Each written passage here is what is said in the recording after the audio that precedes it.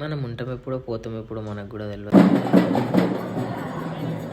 Hello guys, good morning. ఈరోజైతే day 16 mini blog. ఇక 2 days నుంచి అయితే కంటిన్యూగా వాన పడుతుంది. ఈ ఇంటికి వచ్చేసి మమ్మీ గరం గరం పూరీలు అయితే వేసింది. ఇదేమో స్వీట్. ఇక పప్ప పాటలు ఎన్నుకో.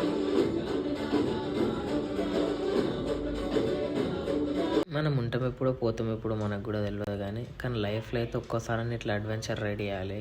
క్రేజీగా ఉంటుంది అసలు. అన్నీ తెలిసి వస్తాయి మనకి.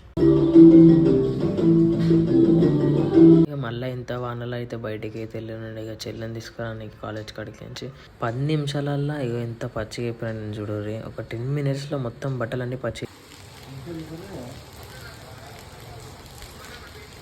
సాయంత్రం అయితే బాగా నాగింది. కొంచెం నెక్లెస్ రోడ్ మీద వచ్చి కూర్చుందామంటే వచ్చినుండే కొడుతుందని బల్కంపేట. ఈరోజు జాతర అని బల్కంపేటకి అయితే పోతున్నాము. మేము ఎట్లా యాక్టింగ్ చేస్తున్నాం చూడరు, సేమ్ స్క్రాబ్ లెక్క యాక్టింగ్ చేస్తాం. లోపలికైతే ఇప్పుడే పబ్లిక్ లో ఉందో ఒకటి తీసుడే అంటున్నాడు అయితే